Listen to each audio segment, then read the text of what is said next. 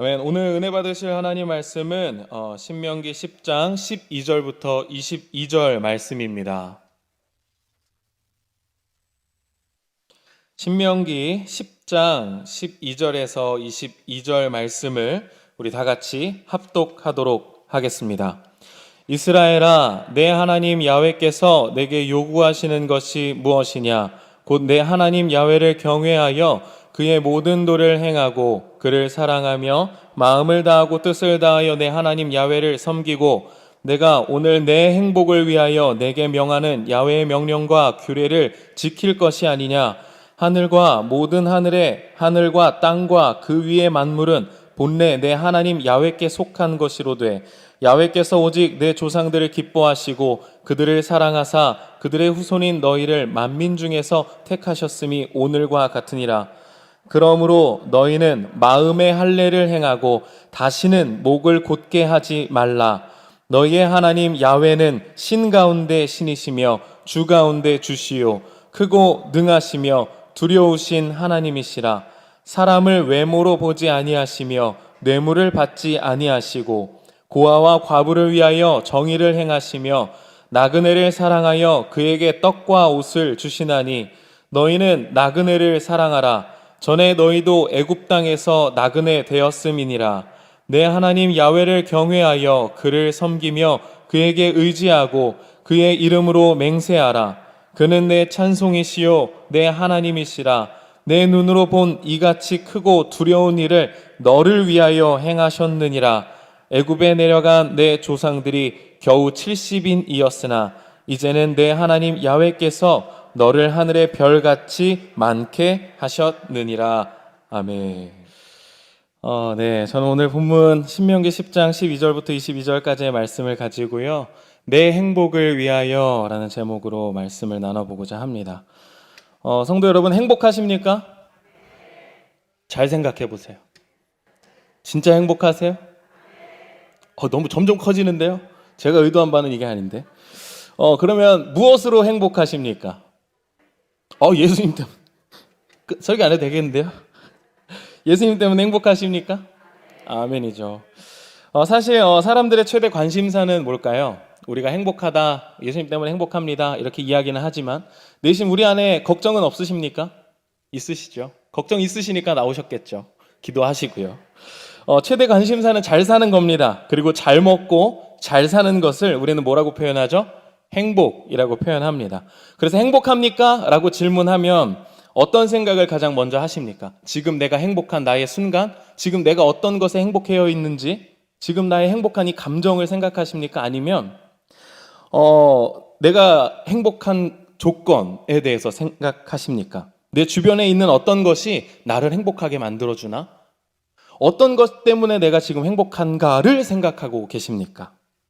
제가 오늘 여러분께 말씀드리고 싶은 한 가지가 무엇이냐면 바로 우리가 행복해야 하는 이유가 있는데 우리가 행복해야 하는 이유가 우리가 읽은 오늘의 본문처럼 우리의 행복이 내 하나님 야훼께서 내게 요구하시는 것이라는 거예요. 다시 한번 이야기해서 하나님께서 우리에게 요구하시는 것은 네가 행복했으면 좋겠다라는 거예요. 그래서 오늘 저는 성도님들과 함께 행복에 대해서 생각을 해보려고 합니다. 제가 요즘 푹 빠져있는 분이 한 분 계세요. 나태주라는 사람인데요. 잘 아시죠? 제가 이렇게 나태주라고 하면 태권 트롯맨 이렇게 생각하셔가지고 또 트로트 하시고 나태주라고 하면 우리 권사님들 반응이 또 끝내줍니다. 그리고 태권도를 하면서 트로트를 하는 나태주를 생각하실 텐데요. 그 나태주가 아닙니다. 바로 할아버지세요. 나태주라는 시인입니다. 풀꽃 시인이라고 불리우는데요. 이분이 정말 털털하고 아주 순수하고 귀여우세요. 얼핏 보면 송혜 아저씨를 닮았어요. 옛날에 한번 저도 시를 읽어본 적이 있는 것 같아요. 이분이 이 할아버지일 줄은 생각도 못했어요. 근데 제가 요즘 이분의 시에 푹 빠져 있습니다. 대표적인 시가 있는데 바로 저 앞에 나오는 풀꽃이라는 시예요. 한 번쯤 들어보셨을 거예요. 어떤 시냐면 시의 내용은 이렇습니다. 자세히 보아야 예쁘다. 오래 보아야 사랑스럽다. 너도 그렇다. 정말 감동되지 않습니까?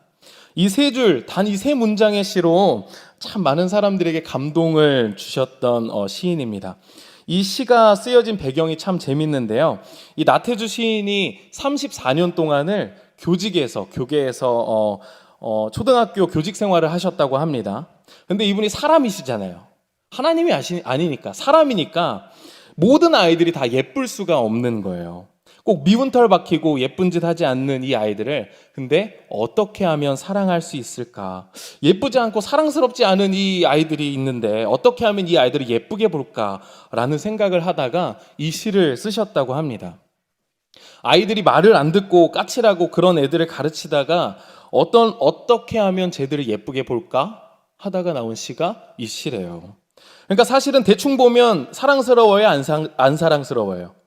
안 사랑스럽다는 거. 자세히 보니까 사랑스럽다는 거예요. 근데 하나님이 우리를 보실 때 그러시지 않을까요? 그러나 여러분, 하나님은 우리를 대충 보시지 않습니다. 믿으십니까? 하나님은 누구보다 우리를 자세히 보시고 우리를 사랑스럽다 말씀하고 계십니다. 사실 이 시의 제목인 풀꽃은요, 세상에 없는 꽃이에요. 그냥 풀에 피는 꽃이 다 풀꽃이니까요. 하찮은 꽃이고요. 이름 없이 피는 풀꽃이라는 거예요. 가꿔주지도 않는 이 꽃도 자세히 보면, 오래 보면 예쁜데 당신은 더 말할 나위 없다라는 거예요.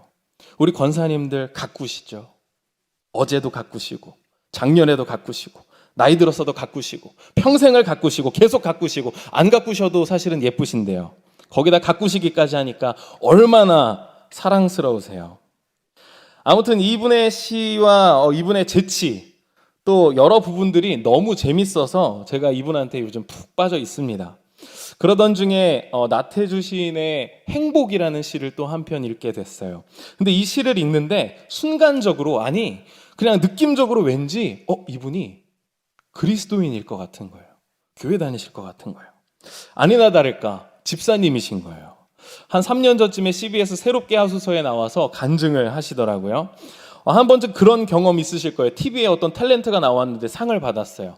그리고 나서 상을 받아서 이야기하는데 가장 먼저 하나님께 영광을 돌리고요 라고 이야기하면 그 탤런트가 또 갑자기 어떻게 보여요?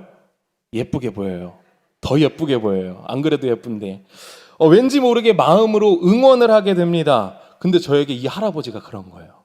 안 그래도 귀여우시고 안 그래도 너무 좋았는데 아니나 다를까 간증을 하는 집사님이시니까 더 마음으로 응원을 하게 되고 더 호감이 막 이만큼 올라가기 시작하는 거예요. 나랑 같은 그리스도인이네? 갑자기 더 막 좋아지기 시작하는 거예요. 아무튼 그 나태주 시인의 행복이라는 시를 읽고 제가 왜 그런 느낌을 받았냐면, 행복이라는 시가 이렇습니다.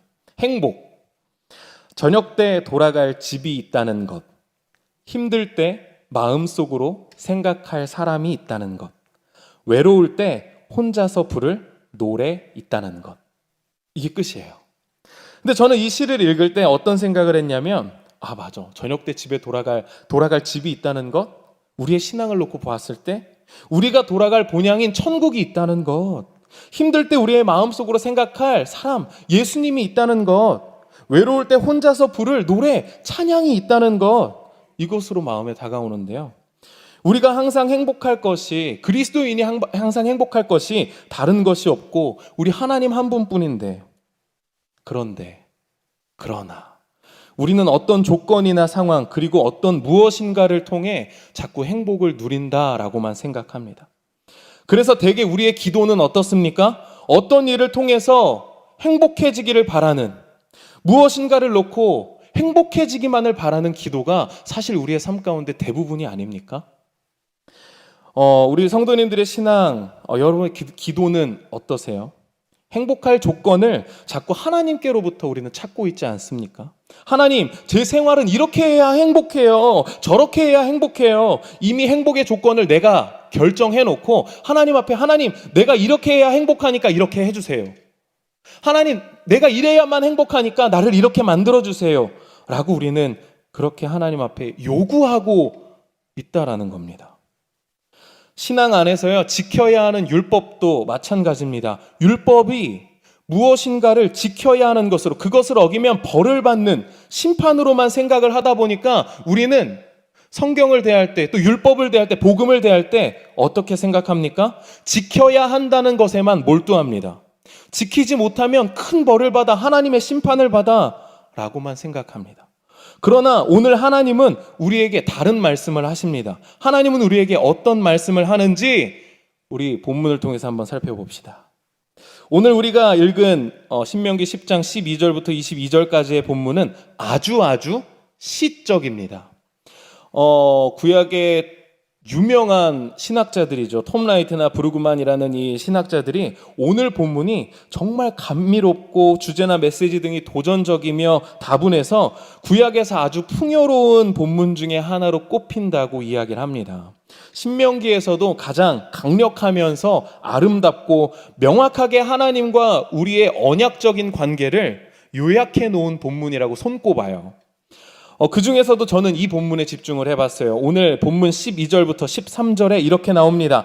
이스라엘아, 내 하나님 야훼께서 내게 요구하시는 것이 무엇이냐? 곧 내 하나님 야훼를 경외하여 그의 모든 도를 행하고 그를 사랑하며 마음을 다하고 뜻을 다하여 내 하나님 야훼를 섬기고 내가 오늘 내 행복을 위하여 내게 지키는 야훼의 명령과 규례를 지킬 것이 아니냐. 이 말씀을 들으면 어떤 본문이 생각나세요? 미가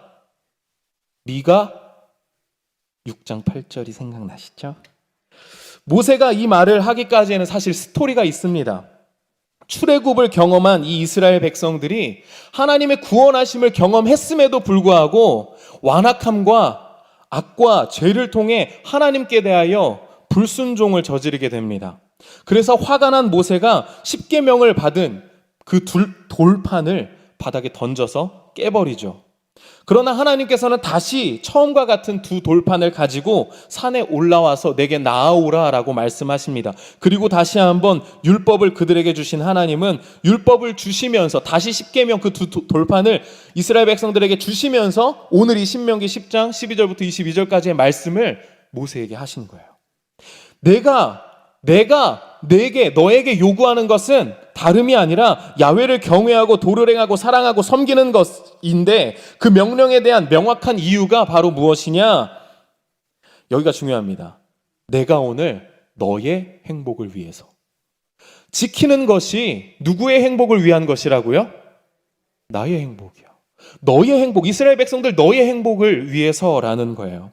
율법을 지키는 게 단순히 그것을 지켜야만, 우리가 신앙생활을 잘 지켜야만, 내가 복음을 잘 지켜야만, 내가 그렇게 살아가야만 하나님께서 행복하시니까, 하나님이 그렇게 우리가 살아가야만 하나님이 기뻐하시고 하나님이 행복하시는 줄로만 우리는 생각했지만, 이스라엘에게 십계명이 율법이 주어진 이유는요, 하나님이 행복하시기 위해서가 아니라요, 하나님이 너를 행복하기 위해서 주신 것이라는 겁니다. 여기서 행복이라고 번역된 히브리어가 바로 토브라는 단어입니다. 한번 따라해 보겠습니다. 토브. 이 토브라는 단어의 뜻은 이래요. 좋은, 선한, 복된 이라는 뜻으로 많이 번역이 되었습니다. 쉽게 말해서 좋은 것에 대한 아주 넓은 범위의 단어가 토브예요. 그래서 좋은 것에 다 뭐를 갖다 붙여요? 토브를 갖다 붙입니다. 그래서 성경에는 보기에 아름다운 것, 잘생긴 것, 보기 좋은 것, 좋은 일 같은 표현에 뭐라고 쓴다고요? 토브라고 쓴다고요. 그래서 우리가 정말 잘 아는 창세기 1장에서 하나님이 이렇게 말씀하시죠. 보시기에 좋았더라 라고 나오는 모든 문장에 뭐가 쓰여 있냐? 토브가 쓰여 있습니다. 또 우리가 지난주에 큐티를 했던 출애굽기 2장 2절에 보면요, 이렇게 나옵니다. 그 여자가 임신하여 아들을 낳으니 그가 잘생긴 것을 보고 석 달 동안 그를 숨겼으나. 모세가 잘생겼대요. 아니, 아기가 잘생겨봐야 얼마나 잘생겼겠습니까? 성경에 잘생겼다고 평가한 인물이 2명 나옵니다. 누가 또 나오죠? 모세, 방금 또 모세, 그리고 또 다윗. 그냥 외모로만 잘생겼겠습니까?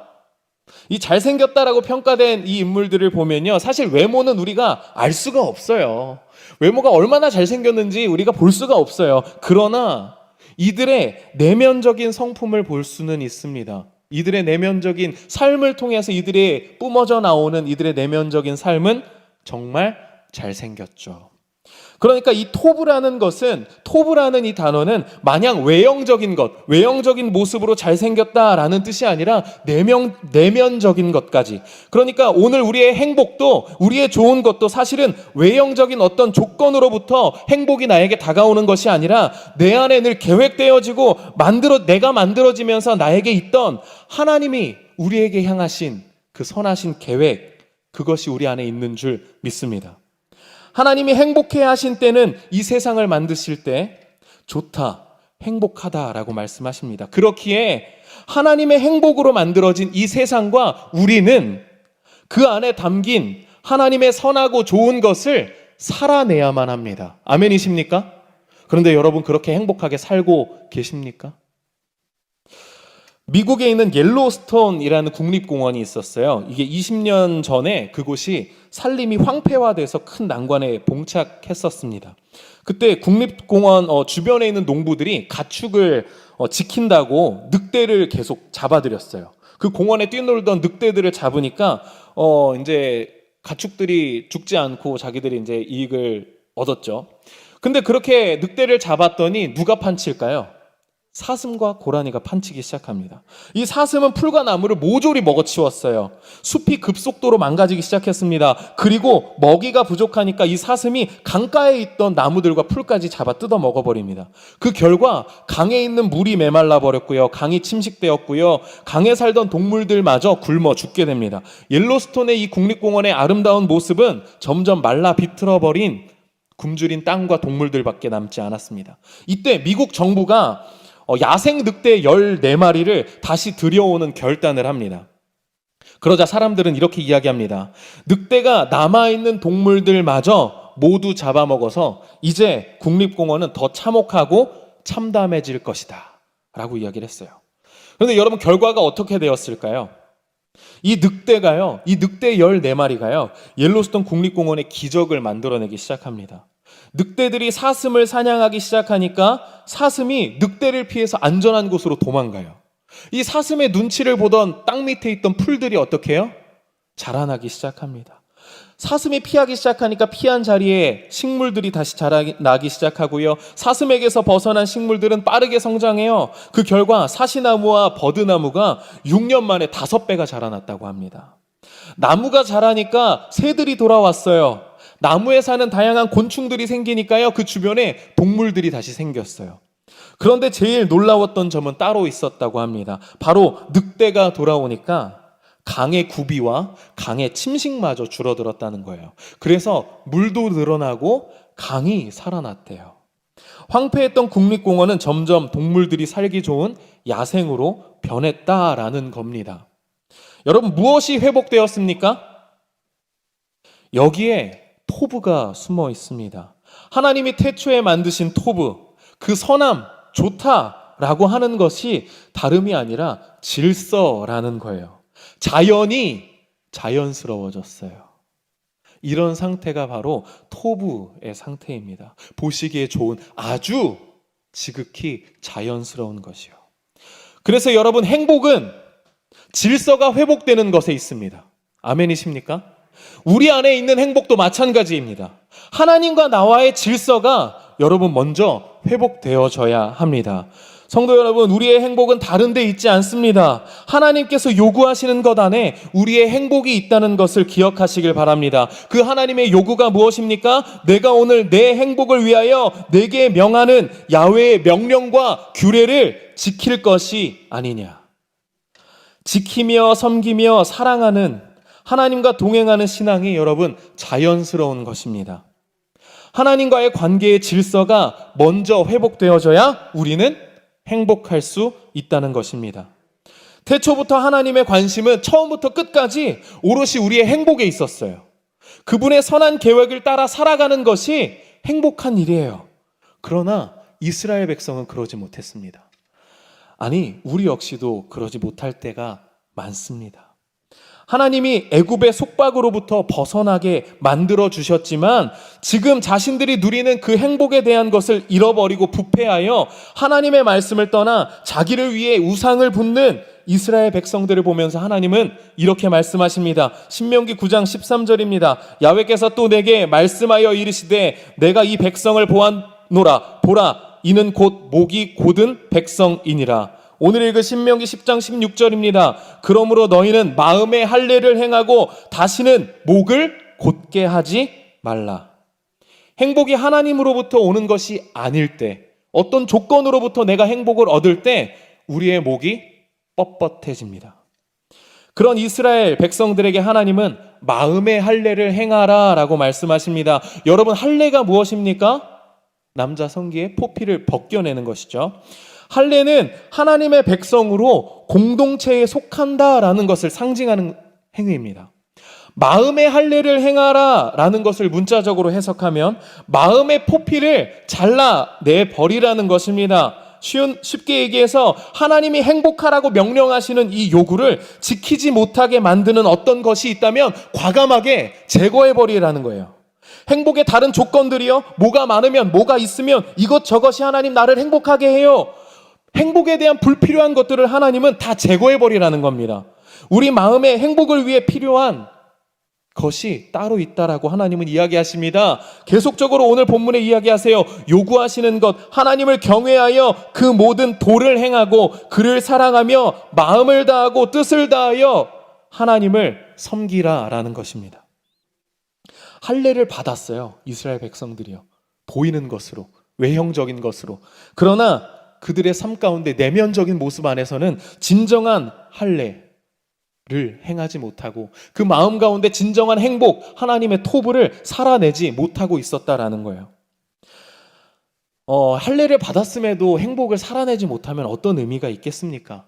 하나님을 믿는다, 하나님을 믿었다, 세례를 받았다라고 한들 우리가 행복을, 하나님의 토부를 살아내지 못한다라고 하면 우리 안에 그것이 어떤 의미가 있겠습니까?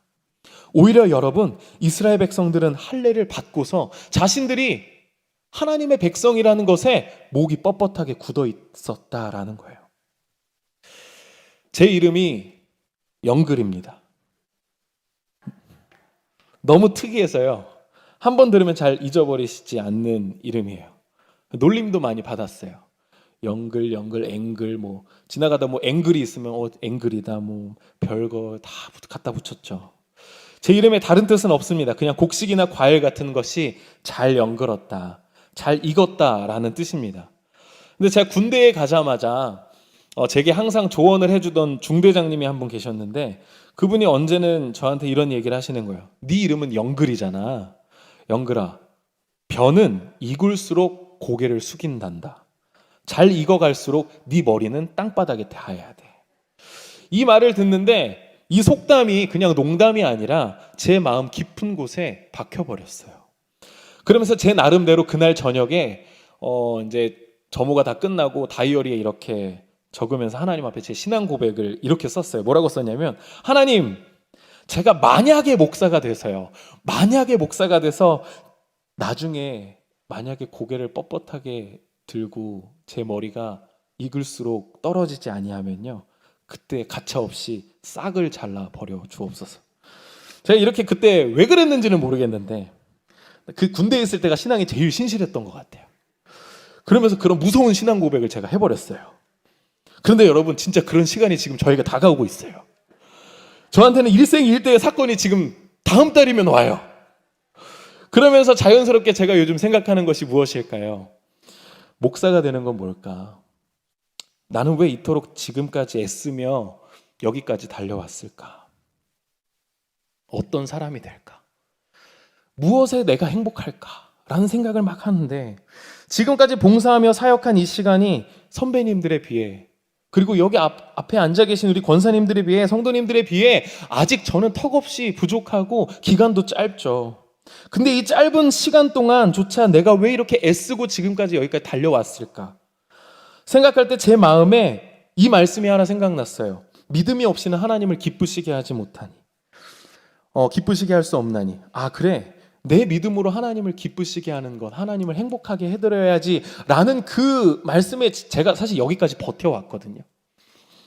근데 진짜 중요한 이제 제 사역의 중대한 전환점을 다음 달로 앞두고 하나님이 제게 다른 말씀을 하시기 시작하는 거예요. 그 말씀이 오늘 우리가 읽은 이 본문이에요. 내가 오늘 너의 행복을 위해서 그렇게 애쓰고 힘들게 매달리며 내가 지켜서 달려온 이유가 내가 하나님을 기쁘시게 해드리려고, 내가 하나님을 행복하게 해드리려고 했는데 하나님이 그게 아니라는 거예요. 하나님은 다른 게 아니라 바로 나의 행복을 위해서. 아니 영글아, 너의 행복을 위해서야.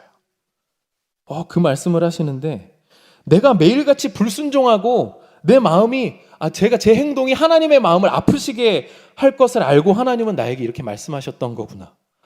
경외하고 길을 지키고 행하고 사랑하라 라고 말씀하신 것이 결국에 내가 행복해지는 방법이었구나 라는 것을 깨닫게 되었습니다.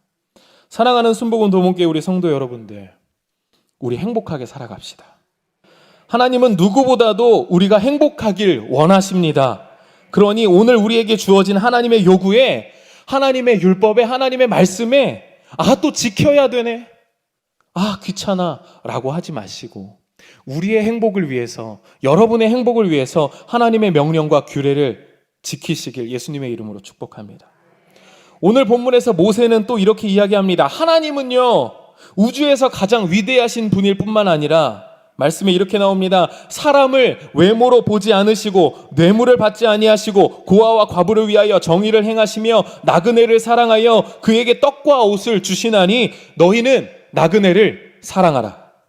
그러니까 쉽게 말해서 그 하나님의 행복과 선하신 계획을 누리며 살아가는 것은 다름이 아닌 그들의 하나님을 닮아, 우리의 하나님을 닮아 소외된 자들에게 자비로울 것을 이야기하고 있습니다. 너희가 애굽에서 있을 때에 하나님이 내미셨던 그 구원의 손을 기억하고 있지 않느냐? 그러니 어려운 이웃들에게 손을 내밀어 주는 것이 당연하다는 것입니다. 우리가 그리스도인으로 살아갈 때요, 중요한 것이 무엇일까요? 바로 우리의 삶 역시 받은 은혜를 기억하고 정의를 행해야 한다는 것입니다. 신명기 10장 19절부터 20절까지 말씀입니다. 너희는 나그네를 사랑하라. 전에 너희도 애굽 땅에서 나그네 되었음이니라. 내 하나님 야훼를 경외하여 그를 섬기며 그에게 의지하고 그의 이름으로 맹세하라. 그러니까 10계명을 이스라엘 백성들에게 다시 한번 주시면서 이 계명을 지켜야 하는 이유에 대해서 하나님은 정확하고 아주 친절하게 설명해 주시고 계신 거예요. 10계명이 무엇인가 제약을 두고 제한을 두어서 어떤 규칙처럼 우리의 삶 가운데 목숨 걸고 지켜야 하는 생활의 기준이 아니라 10계명이 주어진 지금 다시 한번 이 돌판에 새겨진 야훼의 명령과 규례는 우리의 행복을 위한 것이라는 거예요. 행복은요, 돌고 돌아요. 순환되어져야 돼요. 옛날에 지하철을 타고 학교를 다닐 때 지하철에 보면 왜 스크린에 이렇게 붙어 있는 사연들이 있어요. 지하철 사랑의 편지라는 사연들인데요. 거기에 있던 이야기가 아직도 저는 생각이 나는 게 있어요. 제목이 10,000원으로 얻은 행복입니다. 남편이 10,000원짜리 한 장을 꺼내서 아내 손에 쥐어줍니다. 요즘 지쳐 보인다며 고기라도 먹고 오라고 말했어요.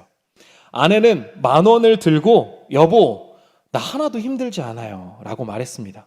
그리고 며칠 뒤에 아내는 노인정에 다니는 우리 시아버지께 이 남편이 주었던 10,000원을 시아버지 손에 콕콕 들이며 이렇게 말했어요. 아버님, 제대로 용돈 한번 못 드려서 죄송해요.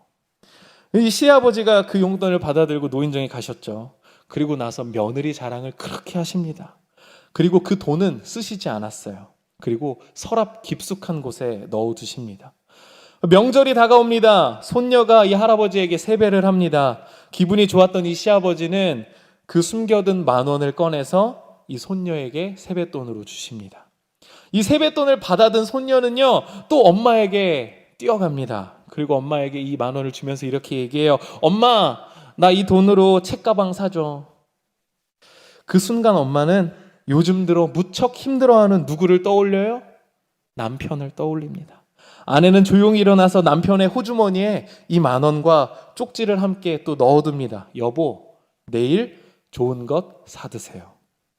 10,000원 한 장이 식구들을 거치면서 가족의 사랑을, 행복을 키워주었어요. 행복의 바구니는, 행복은 물질로 채워지지 않는다라는 거예요.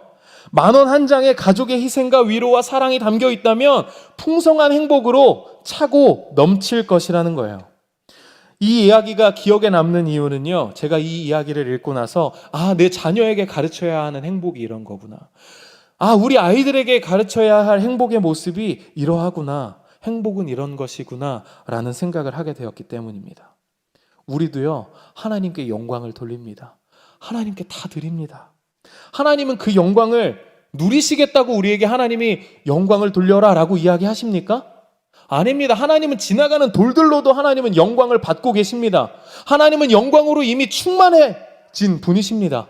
우리에게 영광을 요구하실 이유가 없습니다. 그러나 하나님은 우리의 영광을 받으십니다. 그리고 받으시고 우리에게 은혜로 돌려주십니다. 매일같이 하나님과 우리 안에서 토부, 하나님의 행복이, 하나님의 선하신 계획이 돌고 돕니다. 순환되어집니다. 그것이 돌고 돌 때에, 순환되어질 때에 우리 안에 하나님의 관계가 회복됩니다.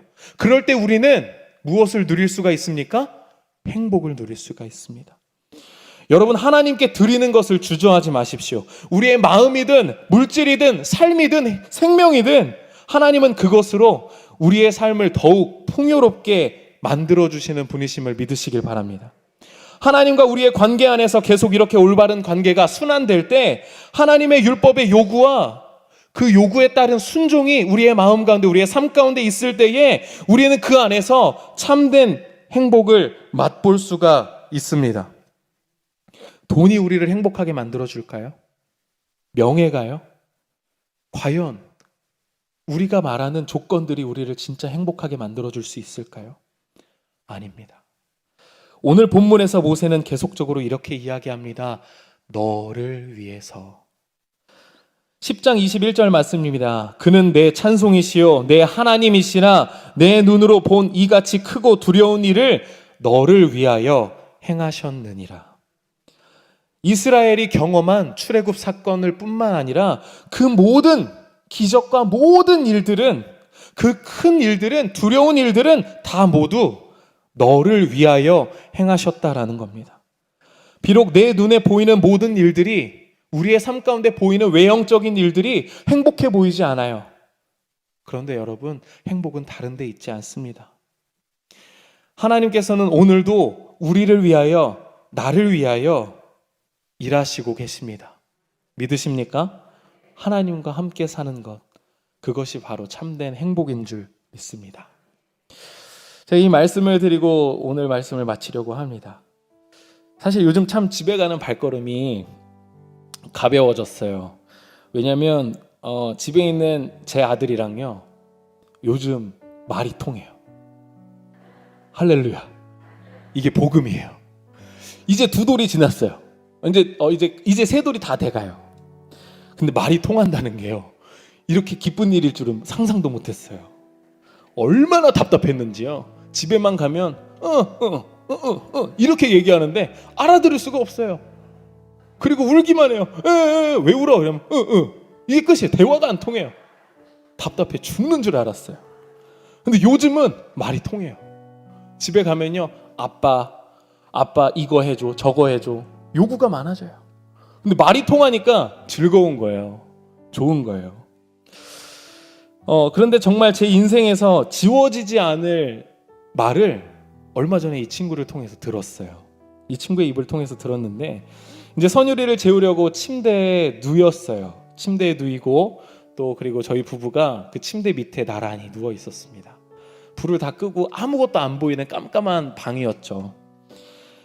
근데 이렇게 조용하게, 아무런 말도 없이 조용하게 있다가 갑자기 얘가 뭐라고 하냐면 또박또박 이렇게 얘기하는 거예요. 내가 엄마, 아빠 많이 사랑해. 제가 이 말을 들은 그 순간에요, 코끝이 찡하고요, 지금도 코끝이 찡하고 눈물이 막 터져 나와요. 아니, 너무 놀라서 숨이 막히는 거예요. 아니, 이제 고작 2돌 지나서 말 시작한 애가 그런 말을 하니까 너무 놀란 거예요, 가슴이. 그날 저녁에 깜깜한 방 안에서 다 자는데 제가 어떻게 했을까요? 울었어요. 누워갖고 울면서, 말도 못 이러고 울면서, 제가 무슨 생각이 들었냐면, 아, 나와 하나님과의 관계가 이런 거구나. 요즘 중고등부 친구들에게 교리 교육을 하면서 원죄에 대한 이야기를 했어요. 그랬더니 이 아이들이 저에게 가장 많이 하는 질문이 뭔지 아세요? 하나님이 왜 그렇게 만드셨냐는 거예요. 왜 선악과 따먹게 만드셨냐는 거예요. 왜 우리가 불순종하게 하나님이 만드셨고 그냥 그대로 두냐라는 거예요. 하나님 사랑하게 만들면 되지. 왜 하나님 그렇게 만드셨냐라는 거예요. 근데 여러분 잘 생각해 보세요. 하나님이 우리에게 사랑하니까 주신 것이 자유예요.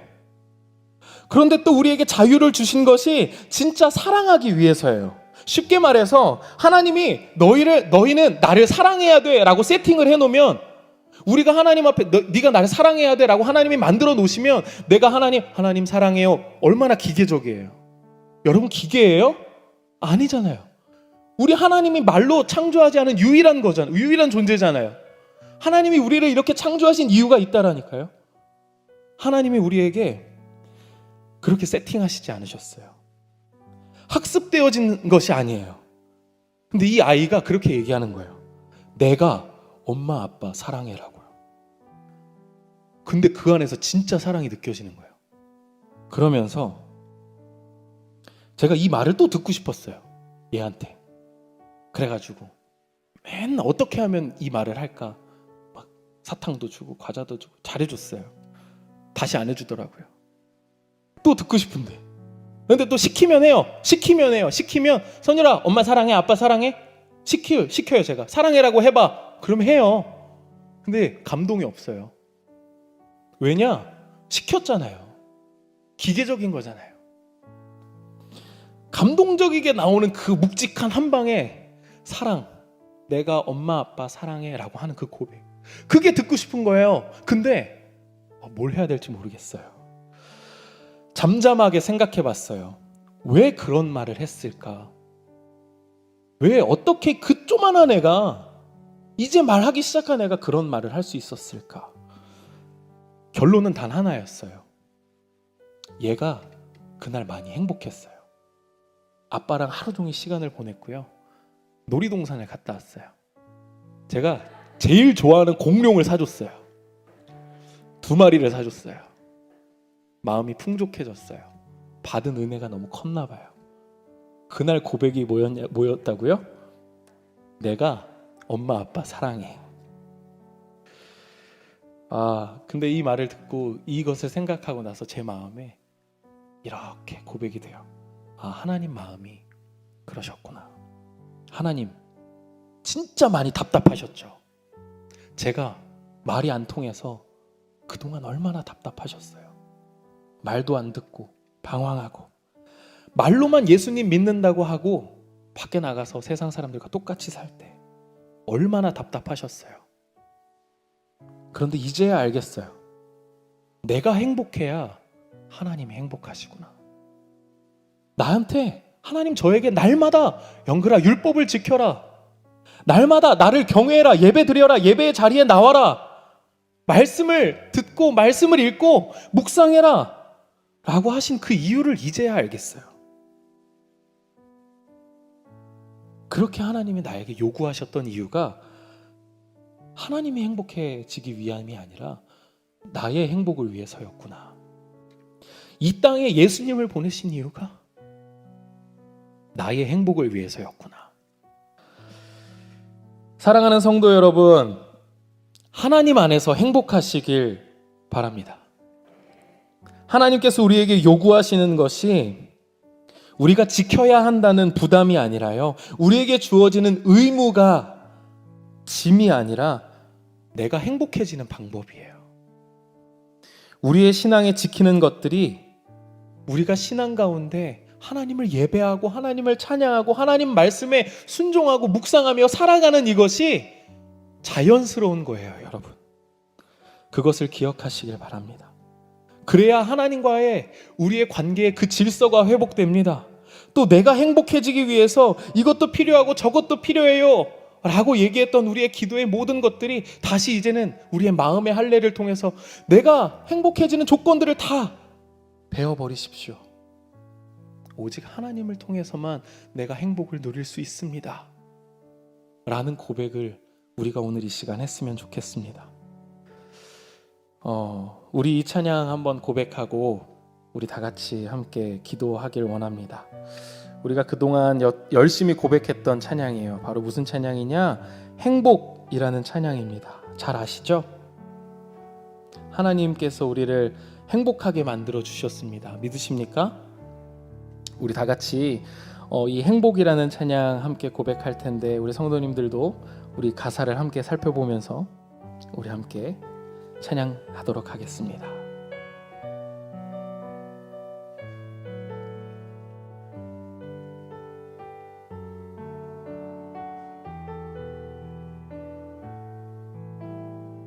우리 가사를 함께 보면서 찬양할까요? 화려하지 않아도, 화려하지 않아도 정결하게 사는 삶, 가진 것이 적어도 감사하며 사는 삶, 내게 주신 작은 힘 나눠주며 사는 삶, 이것이 나의 삶의 행복이라오.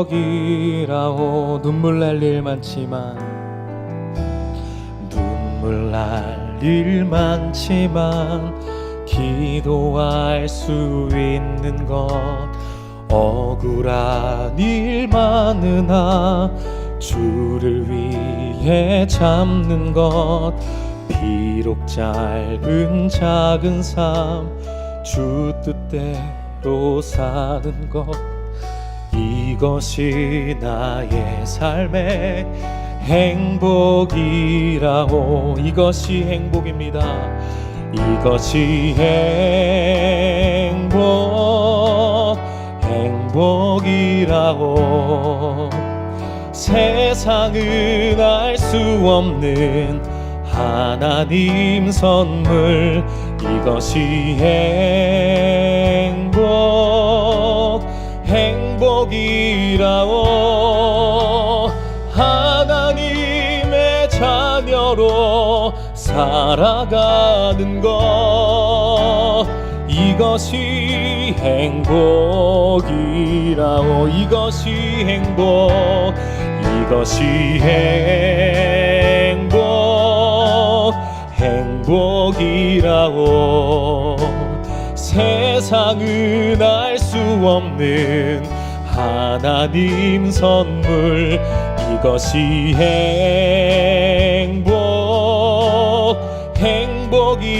행복이라오. 하나님의 자녀로 살아가는 것, 이것이 행복이라오. 잠잠하게, 이것이